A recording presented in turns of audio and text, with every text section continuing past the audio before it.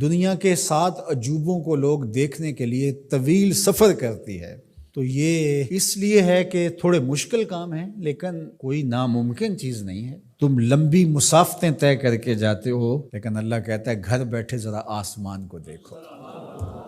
1 fit کی tile دنیا کا بڑے سے بڑا معمار بغیر کسی سپورٹ کے یا ستون کے کھڑی نہیں کر سکتا، اتنا بڑا آسمان بغیر ستونوں کے اس نے کھڑا کیا ہوا ہے۔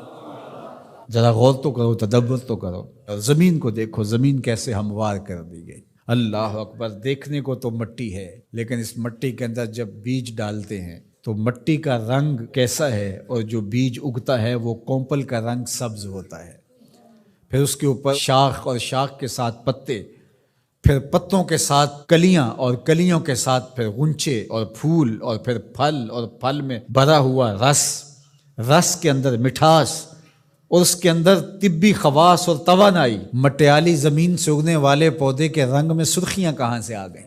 اس کے پتوں میں سبزی کہاں سے آ گئی؟ زمین کو سیلی ہے، لیکن اس سے نکلنے والے پودے کے اندر رس اور مٹھاس کہاں سے آ گئے؟ تم اپنی مٹی کو دیکھو اور آسمان کو دیکھو، کہیں ایک قدم بھی چل کے نہ جاؤ، تم خدا کو ماننے پہ مجبور ہو جاؤ گے۔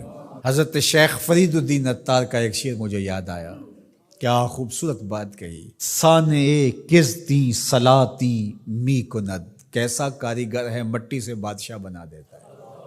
یہ جو زبان بول رہی ہے یہ مٹی سے بنی ہوئی ہے، یہ جو آنکھیں دیکھ رہی ہیں یہ مٹی سے بنی ہوئی ہیں، یہ جو کان سن رہے ہیں یہ مٹی سے بنے ہوئے ہیں، یہ دماغ جو سوچ رہے ہیں اور جو صغرے کبرے ترتیب دے رہے ہیں، جو کہا گیا وہ بھی، جو میں کہنا چاہ رہا ہوں وہ بھی یہاں گھوم رہا ہے، یہ دماغ بھی مٹی کا بنا ہوا ہے۔ یہ سیاہ گھنے بال، یہ خوبصورت چہرہ، یہ رنگوں کی سجی ہوئی دنیا، یہ سب کچھ مٹی، یہ پھول مٹی سے نکلا، یہ انار مٹی سے نکلا۔ انار کے اندر جو پیکنگ ہے یہ مٹی کی بنی ہوئی ہے، اس کے اندر جو رس رکھا ہوا ہے، بھرا ہوا ہے، وہ بھی مٹی سے پیدا ہوا ہے، اس کے اندر مٹھاس بھی مٹی سے آئی۔ کیسا کاریگر ہے جو مٹی سے کبھی انگور بناتا ہے، کبھی کھجور بناتا ہے، کبھی اسی مٹی سے سبزیاں پیدا کرتا ہے، کبھی اسی مٹی سے پھل پیدا کرتا ہے۔ تو یہ مٹی سے اس نے کیا کچھ بنا دیا۔ اگر آپ دیکھ لیجئے یہ پوری کائنات مٹی سے ہی بنی ہے۔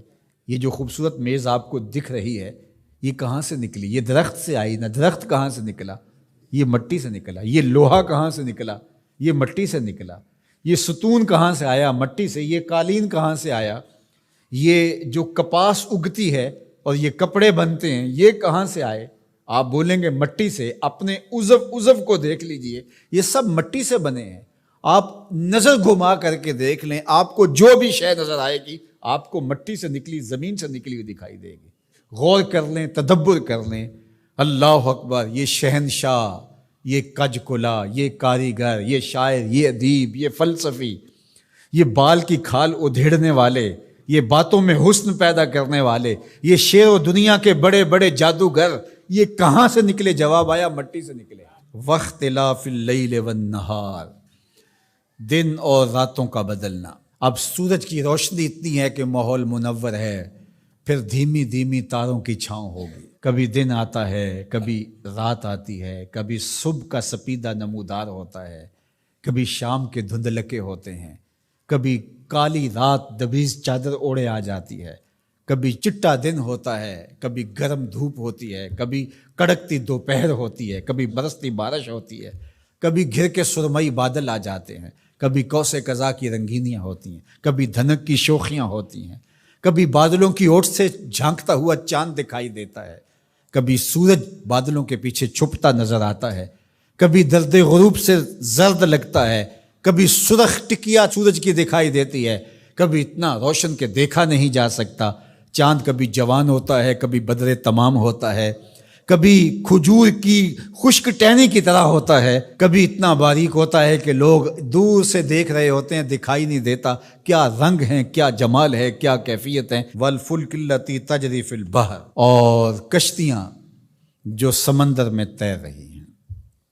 1 فٹ کا لوہا لے کر کے آپ پانی میں پھینکو، ڈوب جائے گا، لیکن ہزاروں ٹن وزن لیے ہوئے، اس میں لوہا بھی ہے اور بھی چیزیں ہیں، ایک جہاز پانی میں تیرتا ہوا ایک ساحل سے دوسرے ساحل تک پہنچ جاتا ہے، ڈوبتا نہیں ہے۔ وما انزل اللہ من السماء من ماء، اور آسمان سے بارش برستی ہے، گھر کے بادل آتے ہیں، کبھی بوندا باندی ہوتی ہے، کبھی موسلادھار بارش ہوتی ہے، آسمان سے پانی اترتا ہے، کبھی برف کی شکل میں، کبھی شبنم کی صورت میں، کبھی بارش کی شکل میں، اور پھر کیا ہوتا ہے؟ فَأَحْيَا بِهِ الْأَرْضَ بَعْدَ مَوْتِهَا، زمین مری ہوتی ہے پھر زندگی آ جاتی ہے۔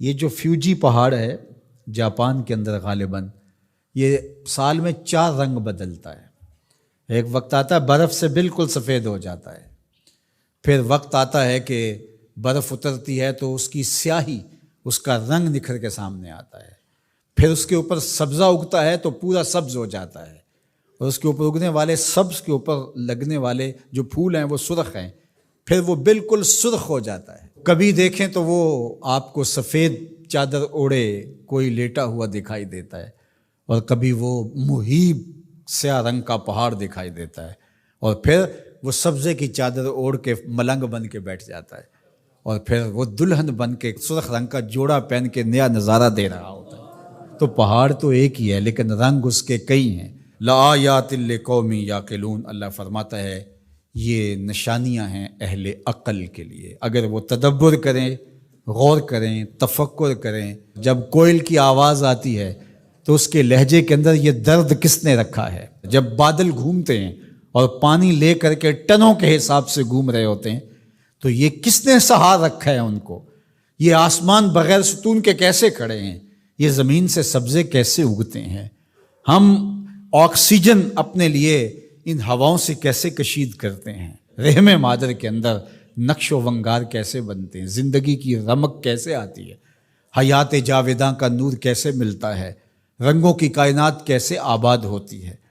بچپن سے لڑکپن، لڑکپن سے جوانی، جوانی سے بڑھاپا، اللہ اکبر، اسی کی شانیں ہیں۔ تو کہا اگر تم غور کرو، تدبر کرو تو تم اس کے وجود کا انکار نہیں کر سکتے، اور جس تمہارے ایک رب نے یہ سب کچھ پیدا کیا، تمہارا حق ہے کہ تم اسی کو معبود مانو۔ تمہاری پیشانی، تمہاری جبین نیاز کسی اور کے آگے نہیں جھکنی چاہیے، تمہارا سر جھکے تو مالک کی دہلیز کے اوپر۔